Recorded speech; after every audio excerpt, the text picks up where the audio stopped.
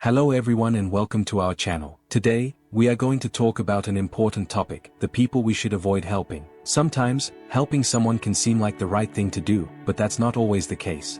There are certain types of people we should avoid helping because it can end up hurting us. Today, we will discuss the 7 types of people we should avoid helping and provide examples to make it very clear. Let's get started. 1. The perpetual victim. First, we have the person who always presents themselves as a victim. This type of person never takes responsibility for their actions and always blames others for their problems. They live in a constant state of helplessness and expect others to rescue them from their predicaments.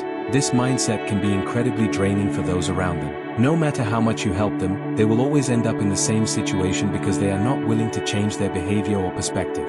Example, imagine you have a friend who always complains about not doing well at work. You've spent hours giving them advice, helping them prepare their resume, and even introduced them to people who could offer them a job.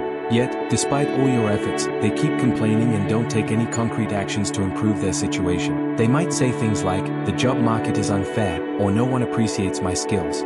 This is a clear example of a perpetual victim who focuses on external factors to explain their situation, rather than looking inward to make necessary changes. Furthermore, these individuals often have a way of making you feel guilty or responsible for their problems. They may use phrases like, "You're the only one who understands me," or "Without you, I don't know what I'd do." While this might make you feel indispensable, it also creates a one-sided relationship where you are constantly giving and they are constantly taking, without making any real progress. In the long run, helping a perpetual victim can lead to frustration and burnout. It's important to recognize when your efforts are not making a difference and to set healthy boundaries. Encourage them to seek professional help or develop skills to manage their own issues. Remember, true help empowers others to help themselves. 2. The manipulator. Secondly, we have the manipulator. This person will use your emotions and kindness for their own benefit. They are masters at playing on your feelings, knowing exactly what to say and do to make you feel guilty or responsible for their problems. Manipulators are often very charming and persuasive, making it difficult to recognize their true intentions initially. These individuals excel at making you question your own boundaries and pushing you to do things you're uncomfortable with. They might use flattery, guilt trips, or even play the victim to get what they want from you. This manipulation is not always obvious and can be very subtle, gradually eroding your ability to say no. Example, it could be a colleague who constantly asks you to do part of their work just this once because they are very busy. They might say things like, "I really need your help, you're the only one who can do this," or "If you don't help me, I might lose my job."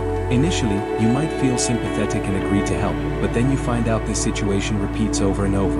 Each time, they have a new excuse or crisis that makes you feel compelled to assist. Over time, you realize that you are being manipulated to do work that belongs to them, while they take advantage of your goodwill. Manipulators can also be found in personal relationships. For example, a friend might constantly use emotional blackmail to get you to do things for them. They might say, "If you really cared about me, you would help me with this," making you feel obligated to comply. This creates an unhealthy dynamic where one person consistently benefits at the expense of the other's well-being. Recognizing manipulation can be challenging because manipulators are often skilled at disguising their true intentions. They might appear genuine and caring, which makes it hard to see their behavior for what it really is. It's important to be aware of your own boundaries and to trust your instincts.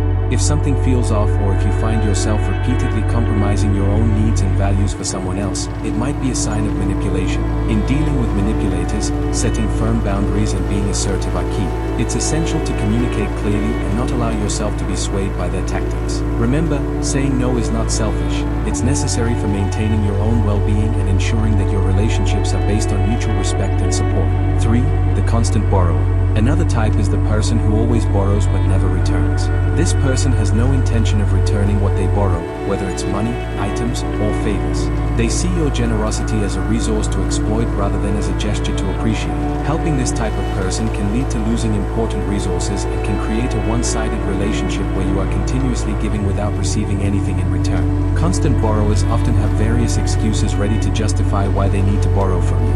They might claim they've forgotten their wallet, haven't been paid yet, or that they are facing some urgent financial situation. While these excuses might be valid occasionally, a pattern quickly emerges when these requests become habitual and no repayment is made. Example, a neighbor constantly asks you for small sums of money because they forgot their wallet or haven't been paid yet. You lend them money repeatedly, but you never see the money back. This behavior indicates a lack of respect and consideration for your resources. Over time, you may notice that while they are always quick to ask for help, they are never in a hurry to return the favor or repay what they owe. Another example could be a friend who frequently borrows your personal items, such as books, tools, or gadgets, and never returns them. They might say things like, "I'll bring it back next week," but weeks turn into months, and your items are never seen again. This lack of responsibility and accountability can strain your relationship and lead to feelings of frustration and resentment. Constant borrowers may also request favors, such as rides or help with tasks, under the guise of being in a temporary bind. However, these emergencies seem to happen regularly, and your assistance becomes an expected part of their routine rather than an occasional help. This behavior can be particularly challenging to address because it exploits your kindness and willingness to help others. To deal with constant borrowers, it's important to establish clear boundaries and communicate your expectations. Politely but firmly remind them of previous loans or favors that have not been returned and express that you expect the same level of respect and responsibility from them. It's also okay to say no when you feel that your generosity is being taken for granted. By setting limits, you protect your resources and ensure that your relationships are based on mutual respect and consideration. 4. The eternal pessimist. Then we have the person who always sees the glass half empty. This person has a constant negative attitude that can drain your energy. They tend to focus on the worst-case scenario in every situation and often dismiss any positive aspects that might be present. Trying to help someone who doesn't want to see the positive side of things can be exhausting and often futile. Eternal pessimists often have a way of bringing down the mood of any group or discussion. Their negativity can be contagious, making it difficult to maintain a positive and productive environment. Even when presented with good news or optimistic outcomes, they are quick to point out potential flaws or reasons why things could go wrong. Example, think of a coworker who always finds something negative to say about every project or idea. No matter how good the proposal is, they always have a criticism or a pessimistic comment. You might present a well-thought-out plan for a new project, and their immediate response is to highlight all the potential risks and reasons why it might fail. While constructive criticism is valuable, this person's feedback is never balanced with positive insights or solutions. It's as if their default setting is to anticipate failure. Their pessimism can also extend to personal interactions. For instance, if you share exciting news about a personal achievement or future plans, they might respond with skepticism or doubt, saying things like, "Are you sure that's a good idea?" or "I doubt that will work out the way you think." Over time, this constant negativity can chip away at your own enthusiasm and confidence. Additionally, helping an eternal pessimist can feel like an uphill battle. No matter how much you try to encourage them or provide solutions to their problems, they often reject or dismiss your efforts. They might say things like, "That won't work for me," or "It's not that simple." This can leave you feeling frustrated and helpless, as your attempts to offer support are met with resistance. 5. The freeloader. This type of person only comes to you when they need something. These are people who are never around when you need help but are always available when they require a favor. Their relationship with you is purely utilitarian, based on what they can get from you rather than a mutual give and take. Freeloaders are experts at making their needs seem urgent and more important than anyone else's, and they often take advantage of your kindness and generosity. Freeloaders can be quite adept at spotting generous and empathetic individuals. They know exactly whom to target to get what they need with minimal effort. Their requests often seem reasonable at first, making it hard to say no, but over time, a pattern emerges that reveals their true intentions. Example, imagine a friend who only calls you when they need a ride because they don't have a car. They never call to see how you are or just to spend time with you.